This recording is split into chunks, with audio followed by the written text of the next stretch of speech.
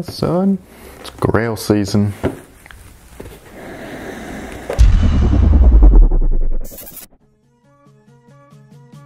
Yo, what's good guys? This is Nightwing2303 from WearTesters.com. Today we got a quick detailed look and review of these bad boys right here. This is the Air Jordan 18 in the original black and royal colorway. This was actually the original launch colorway of the shoe way back in, what year was it? 2003? Man, I'm good. I can't remember my birthday or my kid's birthday, but I can sure as hell remember when the J's dropped. So if you guys saw my previous review on these guys right here, the white and royal joints, these guys are one of my favorite, just like to play in as far as Air Jordans are concerned. We are going to be making a couple of other lists for those of you wondering. So we did the Air Jordan, like the best Air Jordan retros to play in, and those were based off of what's constantly being re-released. So like, you know, like how there's always like 3s and 6s and all that stuff, like 5s, what else? It's interesting because none of those were in there. No, but like they're always in production though, all the way up to like technically the 14. Like they're always kind of like in and out of production. These ones, the later models, the 15 and ups, they don't really get any love, you know what I mean? And they're a little bit more intricate usually to put together than those older models. Well, they also look more like basketball shoes versus lifestyle shoes. You think that these look like more like a basketball shoe? You don't want to know what I think those look like. Why? What do they look like? They're ugly. They look like a marching band shoe smashed on top of a bar of soap. That hurt me. Did I cut you? I cut you deeply? It cut me pretty deep. I don't see the bar of soap thing. I see the marching band thing with this. Although that was the Jordan 16. Do you like those? With the gator that's removable? That weird strap. Oh gosh, no. With the little strap thing that you step into? Yeah. No. No. I actually had a number of marching band shoes. There was the 16, the 17 with the cover. No, the 19 was the Mamba with the like the finger trap. Yeah, That's not a marching band thing though. It's a shroudy looking thing. Still, so I guess so from 16 to 19 they were shrouding shoes. It was weird. What it was cool though. What were they trying to hide and cover up? Technically nothing, because they made an 18.5 that had no shroud, and those were awesome. And the 18 low didn't have a shroud either.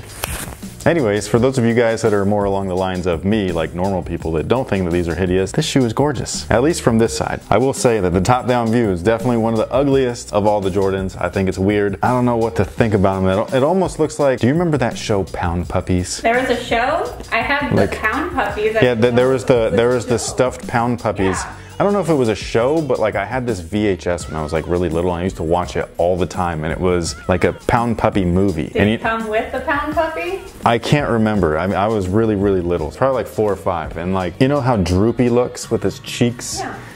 So that's how those Pound Puppies were drawn, and that's how this, I don't know why, this looks like a Pound Puppy's face almost, like it's just really like wide and droopy. I don't know why. As somebody who constantly talks about the look of a shoe and how you'll take shoes off because you don't like how they look when you're looking down, that's the problem that I have with them. It's like it's such a love-hate thing where I love how they look right here. I think that it's so clean. But then when I do put them on, I look down and I'm like, oh my God. Like what the hell? It's like when you're at the club and like you're sober and you see like chicks that are actually cute, and then you get drunk and then the beer goggles come on. You know what I mean? So like you're kind of like seeing the facade right here. Like you're like, oh man, those are dope. And then you pay attention and you're like, oh what the f? I think you said that backwards. What do you mean? It's like the day after. Ugly. It's the day after. It's not, so it's like, it's the day after the club where like you met the girl, you were drunk, you see her the next day, and then you're like, oh my God. That never happened to me though. I think that that's what these are. They almost look like house slippers. That's what these remind me of right here, man. I just think that they're awesome. It's memories. We haven't gotten into the shoe yet. We've just talked about the looks. That's because it's quite a conversational piece. It is. That's what Jordans are for, besides performance. Tech specs on these guys feature full-length Zoom Air, which is f***ing awesome. And then if that wasn't awesome enough, there's another Zoom Air unit in the heel. Yes, it's double stacked. Same exact setup as the Foamposite and Foamposite 1. Or no, the Foamposite is the Foamposite 1. The Foamposite Pro. That's what I meant. I'm not an idiot. I know my Something that's interesting is that there's also a dual layer of carbon fiber in these. So they have the traditional carbon fiber shank within the outsole and on the bottom of the tooling, but then also on the insole, this is one of the first ones, like first shoes to do this. And it was actually, I think it was like the last, no, these and the well, technically the Jordan 2011 was a midsole, not an insole, but they still had the carbon fiber in there. And this right here is just really cool. I think that it's something that is, the insoles at least are greatly overlooked when we're talking about performance, especially performance basketball shoes. So having this in there I think is awesome. Having it in the retro is impressive because Jordan Brand is kind of like known nowadays for cutting corners, and you know, like I think that it's great that they actually add that in there. The original version of this shoe, did you know that it came with a towel and a suede brush? Isn't that sweet? To brush its flowing locks. Yeah, to like be like, yo, they're a little, you know? You want to see this?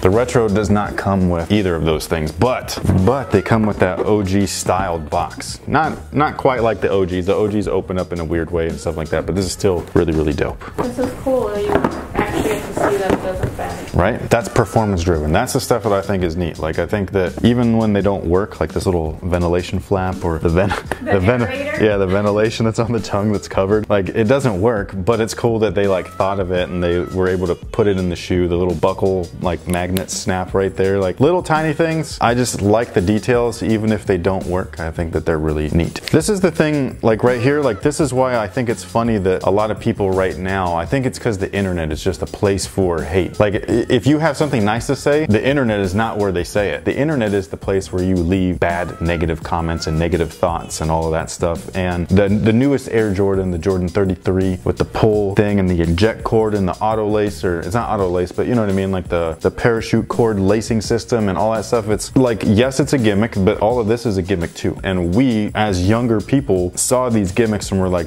this is sick. The new Air Jordan's got this. Like, did you see like the vent in the Jordan 14? The little scoop? Oh, yeah. It's cool. It's cool stuff, man. Like that is what makes a shoe nerd. Those are the little things that would tie me and like draw me into like being like, the details are like something that is really, really nice. Somebody really thought hard, where do we put this? How do we fit it in? Make it functional on top of that. And people nowadays, they don't appreciate that. All they do is talk about it. And it's like, you guys forget that they've always done that. And that's what's made Jordans different than every other shoe. They don't have this on the Air Penny. The Air Penny looks great and it's super functional, but they don't have this stuff on it. The Air Pippin, same thing, until they got to the skin stuff. That was whack though. Let's not talk about that. That was a weird era in Nike basketball. Do you even know what I'm talking about? No, you don't want to. It's they were weird. There were shoes inside of shoes. They're doing that now. I know, but like, yeah, they are. Damn. But anyways, it was super weird. But I just think that that kind of stuff with the sneakers is just what makes Jordans Jordans, you know? And I think that there's so many people, my age included, that have forgotten about that. And I think that's sad because,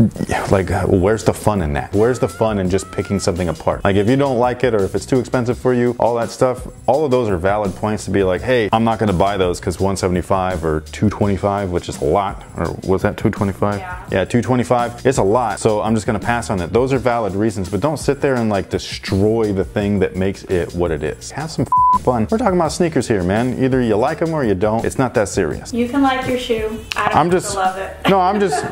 No, that's different. That's a different thing. You thinking they're ugly is different. I'm saying picking apart the things that makes the shoe unique. This thing or that thing, the carbon fiber insole, the fact that they stitched the outsole to the thing. They don't do that except for on like dress shoes and stuff like that. You know what I'm saying? So it's like those little things that went into the design process of the shoe are what makes an Air Jordan stand out above everything else. And people are like picking things apart and stuff as if like it's like some new concept, you know? And it's just like, dude, like where have you been the past 33 years where they've been doing this stuff, man? Like, relax. This is awesome. They still don't do this in any other shoe. I'm not saying that people are too hard on Jordans. I'm just saying that like they're not having fun. You know what I'm saying? Like enjoying the shoes. It sucks the life out of the cool stuff. That's why I don't like to be in the comments section. I can't remember what I was talking about with the shoes, but the Air Jordan 18s are available right now in this black and royal colorway. They fit true to size for anybody wondering. It's one of the best for performance. It's not the most breathable, that's for damn sure, but it's still one of the most fun to play in. I think that these, like the later, actually I'm gonna do the list, so I'm not gonna spoil it right now. And I'm also gonna do a list on the early Jordans as well, the ones that are from 1 through 9. So be on the lookout for those. Let me know what you guys think about these down below in the comment section. Supposedly these are limited to like boutique type shops instead of like those normal Foot Lockers and Champs. Don't know if that's true or not, but if you are in the Sacramento or Elk Grove area, Phenom has got you covered. They do take phone orders, so if you're not in the area and they do have any like leftover or whatever, just give them a call and hopefully they can get you a pair. Thank you so much for watching. Thanks for your support, and this was not a review, but